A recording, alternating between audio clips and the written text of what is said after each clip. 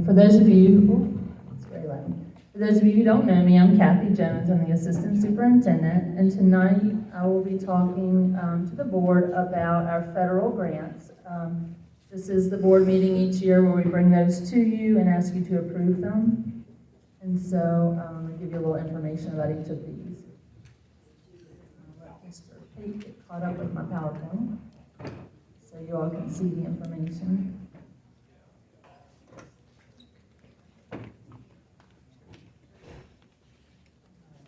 So the first grant that I'll talk about is our Title I grant. And there's Title I Part A and Title I Part C. Mrs. Wilson, our middle school principal, manages this particular grant for our division. Title I Part A provides assistance through the state education agency to public schools and school divisions that have high numbers or percentages of children from low-income families to help ensure that all children can meet the challenging state academic content and achievement standards. Waverly Yowell and Madison Primary are both Title I schools. And so this grant, what we use it for is it supports salaries for one of our preschool teachers. It supports the salaries for our instructional coaches, a reading specialist, and a math interventionist. We also use the grant for our Reach It Through Reading summer reading outreach program. It pays for instructional licenses for a reading program that our students use. It also helps cover professional development for our staff. It has paid for author visits and One School, One Book initiatives. Title I Part C is a regional grant that we are part of, and it funds needs for migrant children as needed. All right, so I'm going to move on to Title II. Title II provides federal funding to states and districts to strengthen instructional leadership and teacher quality in our schools. And so what this supports is our first-year teachers have mentors, and it supports that program. It supports curriculum work. It pays part of the salary for our middle school instructional coach. It pays sign-on bonuses for hard-to-fill positions. We use it to help pay for endorsement and licensure assessment testing costs for our staff. It helps pay for tuition reimbursement and coursework expenses for our teachers. And we use it also to help pay for professional development experiences for teachers. The next federal grant I'll talk about is Title III. Title III addresses English language proficiency and the academic achievement of English learners. And we do have English learners in our school division. This includes provision of language instruction, educational activities that increase the knowledge and skills of teachers who serve our EL students. And what we use this for, and we don't receive a whole lot of money in this area because we don't have a whole lot of students, but we do have them. And we purchased a platform called Elevation, and it's software that helps us to be compliant with all of the Title III and civil rights regulations. It also holds the data for those regulations and helps us to be compliant. And then we also have Title IV. Title IV is a grant that is providing funds to improve students' academic achievement by increasing the capacity of local school divisions to provide all students with a well-rounded education, improve conditions for learning, and improve the use of technology in order to improve academic achievement and digital literacy for students. We particularly use our grant for well-rounded education and improving school conditions for learning because we use it to pay the reading specialist salary at Waverly Yowell Elementary School for part of that salary. And so these are the title federal grants that we have. They are written, they're in board docs, and you can review those, and they have to be uploaded to the state by July 1st. And so we're asking you later tonight, your board approvals to approve these grants so that we can be compliant and get those uploaded. The other thing I'll just tell you about these grants is they are not set in stone. They can be amended, revised. If things change, we can also change what we have put in these grants over the course of the grant. So it's good to know that as well. So thank you. Let me know if you have any questions. Any questions, board? I have one question. I'm all for getting taxpayers' money back to Madison. It's awesome. It's good work. Is there any danger sort of setting programs up and the grants drying up, 6 months later? Is that something that, how do you kind of take that into account? What is that, a year-long or multi-year-long things? These grants are issued each year to schools, and they are federal grants, so they do fluctuate occasionally, and when they do fluctuate, we have to go back and make amendments to the grant, so we never like overspend what the grant is. We always just spend what we're allowed. It's pretty consistent. Yeah. Any other questions, board? All right. Well, the next thing on our agenda falls under business information, and there is a proposed spring 2023 band trip that we'll be receiving information about tonight.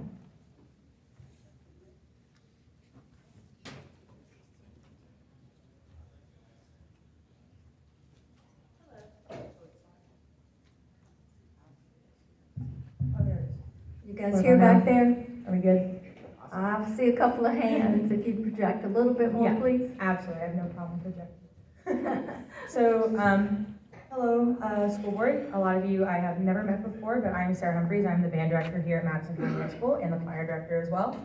And now that we have gotten back into the swing of a normal school year again, as far as like structure goes, for not being online and all of that, I am working on planning a trip to New York City in April of 2023 for the band and choir program at the high school. So you might be asking why New York City, of all places, and New York City is full of art and musical opportunities, as well as historical education. The ability to see a real professional Broadway performance, interact with the New York Philharmonic, and engage in other educational, both musical and historical, is for some of these students a once-in-a-lifetime opportunity. New York City is rich with musical culture, from the New York Philharmonic to Broadway to the multiple performance venues that exist in the city. It's also just a really cool way to explore landmarks that we've all heard of, like the Statue of Liberty, the Rockefeller Center, the Museum of Modern Art, Central Park, and more. So this is a survey that I sent out to families in late April, early May, just to get an idea of who is interested in going and what that level of interest is. When I sent this, I did a little bit of research, but my research was not complete yet because it was so early in the process. So my goal was to keep it under $700 per person, of course, depending on how many go. And based on that information, and I sent them a sample itinerary that it'll come later. So 37.5% of them plan on attending and are not concerned about the cost whatsoever. 50% of them want to attend if the trip is approved, but are minorly concerned about cost. 10% will only attend the trip if they can fundraise the entire amount. And then I think it's one person that's not interested at all. My guess is only 40 people filled this out, and it was only given to rising 9th through 12th graders for the coming school year. So I'm sure there are plenty that did not see it or did not fill it out or will be interested once the school year starts or haven't been in a music class yet, so they haven't seen it. So accounting for that, I'm estimating that we will have about 50 to 60 people attend, including chaperones, once we get approval for this. And now, post-survey, and after receiving almost all of my quotes for the things that I'm planning to do, the new goal is to keep it below $800 per person.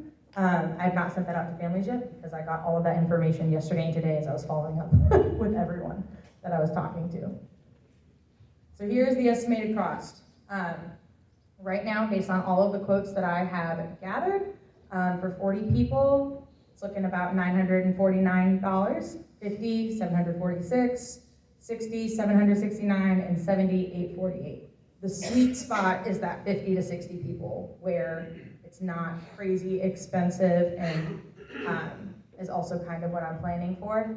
The total cost for the trip highly depends on the amount of people. And if possible, I would love to send home a commitment form no later than the first week of August, which is our second week of marching band camp, in order to give students and families enough time to plan how they're gonna do this. And please note that I only estimated these costs per person. They can drastically change when show tickets are released, because none of those are out yet. I have called and they just don't have that information yet. And when we confirm how many people are attending. And it is a lot of money, but the cost includes a lot. So all of the breakfast will be included for every day, and it covers the hotel for everyone. It covers transportation by charter bus. It covers all of the performance tickets. It covers the Statue of Liberty ticket and the Museum of Modern Art ticket. 2 group dinners at Ellen Stardust Diner, which is one of the coolest places I've ever been. That's where up-and-coming Broadway singers wait tables and they perform in front of you, which is the coolest thing ever. And then the other one is at the Hard Rock Cafe, because you can't go to New York City and not go to the Hard Rock Cafe. A boxed lunch for the drive to New York, dinner at a Golden Corral on the way back. And there are school employees who are very interested in chaperoning, and band staff. And in my conversations with Dr. Graham, we have concluded that like those should be included in the trip costs because they are school employees. And as we go through this presentation, all of these included costs are in bold. I have them bolded on every slide. Any extra money, the plan is to give cash to chaperones to keep track of, and for students to have their meals on their own, because they will do like a meal per day with their group and with their chaperone, not as a large group. As far as the payment plan goes, 100%, the first payment of $200 is going to be due September 5th, to secure your spot on the trip and to commit, like, yes, I will pay this amount.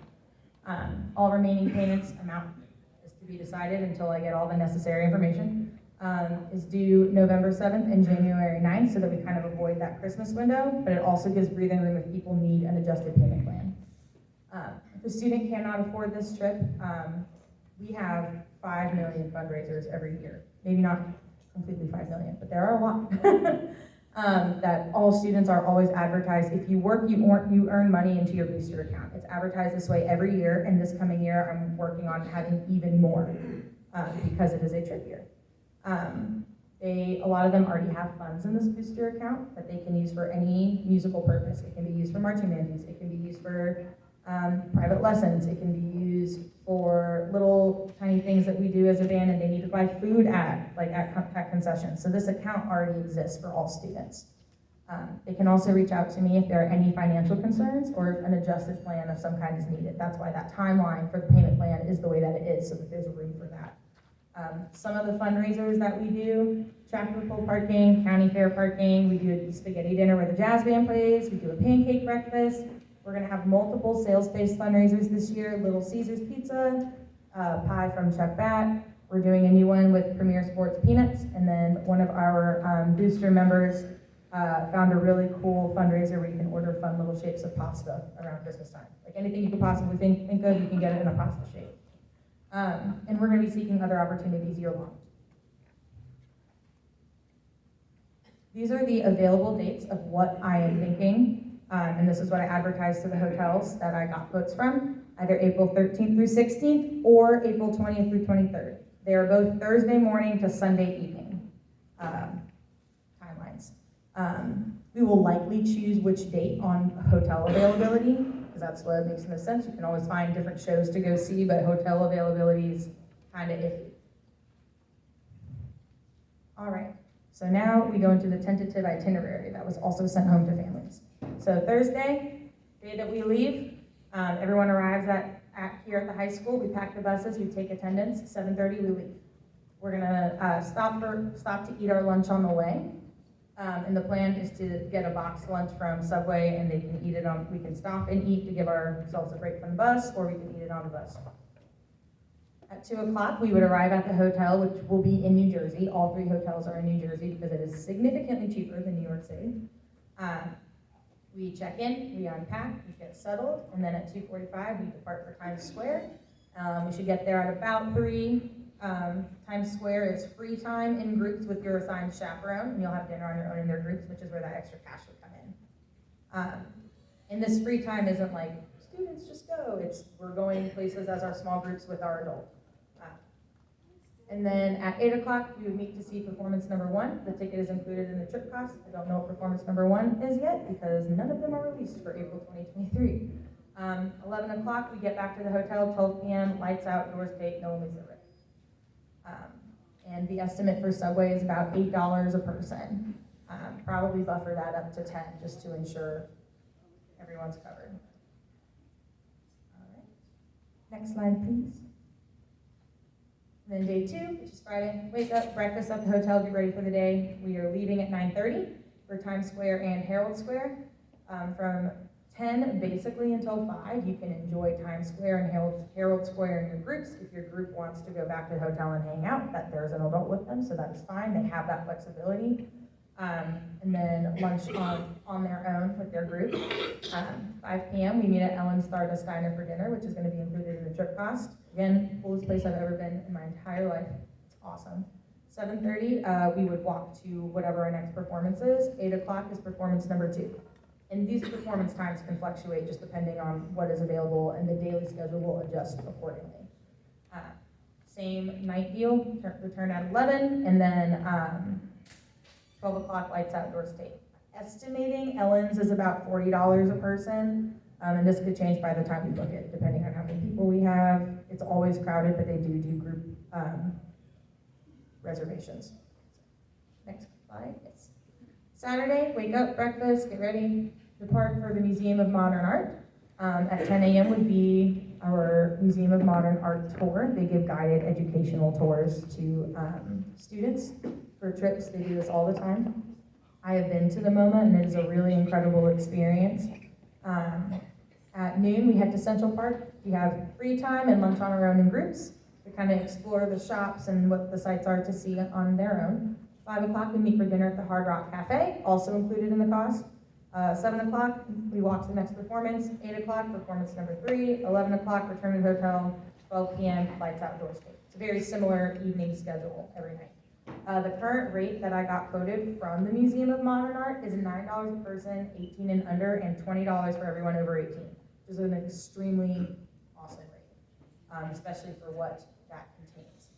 The Hard Rock Cafe is estimated at $35 a person, and that could change by the time we book. I was not able to get a direct quote from them at this time because it's so far in advance. All right, next slide, please. Last day, Sunday, wake up, get ready for the day, pack the buses. We leave by 9 o'clock for the Statue of Liberty, which is also included in the trip cost. At 10, we arrive at the Statue of Liberty for our tour and have free time around the Statue of Liberty area and get lunch there. And then as soon as we're done with that, 2 o'clock, we leave for MCHS, and then around dinner time, we would stop at the Golden Corral in Hanover, Maryland, and then we arrive at 9 o'clock at MCHS on a Sunday, so there is no reason for students to not be at school Monday morning. Not getting back crazy late. The Statue of Liberty tickets, I was quoted $12 per student and $20 per adult, but one chaperone discounted for every 10 students to $12, which is also an awesome deal. Golden Corral is estimated at $16 a person. That price typically doesn't change, but honestly, right now, who knows? Next slide, please. All right, and our performance options. My plan is to present available options to students and allow them to vote on what shows they would like to attend. They can choose 3 performances. I will only present options that will fit into our schedule outline. The schedule can be minorly adjusted to fit what performances are chosen. I've selected a multitude to choose from. The schedule and ticket availability isn't available yet, so the ticket prices shown on the next slide are from the current June 2022 ticket prices for those shows, and they tend to be rerunning quite often. So I imagine that if not all of them, most of them will still be playing in April. I chose the best seating option for each based on price and a quality experience. Next slide, please. Yep. All right, so here are our performance options. For Broadway and off-Broadway, we have the Blue Man Group, which is like a musical visual event. Has everybody heard of them? They've been around forever. Yeah. And then the second one is Stomp, which is newer, but basically it's a percussion musical visual show, and they use like different unique instruments and make music out of that. We all know Wicked, we all know Lion King. Into the Woods is a really beautiful musical that intertwines a lot of like fairy tale stories. Dear Evan Hansen is a newer one. It is about a young man in high school who is struggling to fit in and really navigates that through his experience. Moulin Rouge, which is a jukebox musical, and The Phantom of the Opera, which most of us know as well, which has one of the absolute best music books in the entire Broadway industry. All these prices are based on an estimated group of 50 people. So when I calculated the estimated overall cost for everybody, I just kind of went in the middle-ish for the prices, because we just don't know what they will cost then, so I didn't want to undershoot. I would rather overshoot right now and then be like, yay, it's cheaper. this really cool opportunity with the New York Philharmonic, where they do young people's concerts for schools, where you go with your students and they like teach you musical concepts and rehearsal techniques and other things, and they have the New York Phil play in front of you, and it's just your group of students. They don't have any information about anything other than their current program, and it goes till January 2023. They don't have any news about any programs after that. I think they just do it by like concert season. So, but the current program is $10 per person. And then Radio City Music Hall and associated venues, because they have a bunch of little like satellite venues, is still a very good option, but there's nothing released yet for April 2023. I'm just 2 ahead of the game. Next slide, please. Oh, and I would like to add that all of the Broadway shows listed are advertised as appropriate for age 12 and up. I have seen every single one with the exception of New York. So I picked through them very carefully. For our hotel options, this is our first option, my personal first choice, purely because we have options with the dates. Both weekends are available, and they are available as of today. I got an email back from Fairfield today. This is Fairfield Inn & Suites in North Bergen, New Jersey. They are offering us king rooms and 2 queen-size bedrooms. So the king sleeps 2, and the queen-size sleeps 4. It includes breakfast and bus parking. The bus parking is a huge bonus that I didn't know I wanted until someone told me, no, we don't have bus parking. And I was like, no. So this price is based on the need for 15 to 20 rooms. Queen rooms will be for students and some chaperones depending on need, and king rooms are available to chaperones depending on need. Like we have a pair of parents and they want to share a king room. That's fine with me. This is my first choice because of the options of the date, and it is a bit cheaper, but the tax percentage is not transparent like one of the following options. It is the closest hotel of the 3 that I got quotes from, with only about a 30-minute drive to Times Square. Next slide, please. Next, we have the Madison Hotel in Morristown, New Jersey. Only April 20th through the 23rd is available as of April 27th. They offer us more options. 1 king room, 1 king bed plus a sofa bed, 2 full size, which sleeps 4, and then a deluxe double, which sleeps 5. This also includes breakfast and parking, but as you can see, it's significantly more expensive. The price, again, is based on 15 to 20 rooms, and the king rooms are available to chaperones based upon need, and then the doubles and deluxe doubles would be for students. So this is my personal second choice for booking, because they have done New York City trips like this for schools for a lot of years now. One of my personal friends, who's also a band director, has taken his students to New York City and stayed at this hotel. And they had a really good experience. They have more rooming options, bus parking and breakfast, but they are the most expensive of the 3. So that is my reason for not being super in love with that option. And it's also 40 minutes to an hour away from the city. Next slide, please. And then our third option is a Courtyard Marriott in Newark, New Jersey. The only weekend available is April 13th through 16th. And they are offering straight up 25 rooms at $169 a night. It includes breakfast, but it does not include bus parking. And that is my reason for being the last choice personally. Next slide, please. Transportation options. I know this is a lot of information, but it's all the information I have right now. So if you want me to stop, I understand. So Quix Bus Company, they can give us 155 passenger bus at about $8,000 plus the cost of a hotel for the driver, and that is included in my guest for the rooms. We have James River, which is significantly more expensive, plus a $400 deposit, and I would assume that that cost is included for the hotel for the driver, but they were not transparent about that. Albemarle Coach Lines, they offer much smaller buses for not a significantly cheaper amount of money.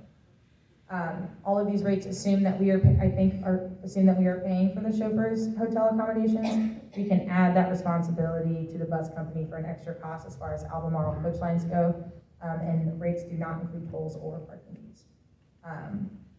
So we'll have a more accurate number for buses once we know how many people are attending. Next slide, please. The benefits of this trip, there are 3 opportunities to see professional performances. and like big league professional performances. It's really cool to go to Richmond and go to the Altria Theater. They're wonderful and they're talented. Same with going up to DC, but there's nothing like a Broadway show or a New York Philharmonic performance. It's one of the top orchestras in the entire world. The opportunity to explore parts of the city with their group and their chaperone. 2 included museums between the Museum of Modern Art and the Statue of Liberty. And it's a rare opportunity for these students to leave Virginia and immerse themselves in a new city with a lot of things to offer. I have quite a few students right now who are interested in pursuing music in some fashion in their life, and to be able to be immersed in a city where that is like a major cultural like part of that city, then that's a big deal for them. So they can really see what that profession looks like. Next slide, please. Do you have any questions for me? Before we entertain questions from the board, I apologize to all of you. I could have done a much better job at introducing that particular topic. One of the duties of the school board is to approve any field trips that take place out of state. And so that's what this explanation was tonight from Ms. Humphries. It was an idea that she has that she wanted to present to the board for our approval. We will not be taking a vote on it tonight. This is the first time we've seen this information as well. So anyway, board, you've just seen all this information. Does anybody have any questions? I don't have any questions, but about the year 1992 or 1993, the Culpeper County High School band that I was in took a trip to Florida for Magic Music Days. We went to Disney World. It was really fun. It was a good trip. I got sunburned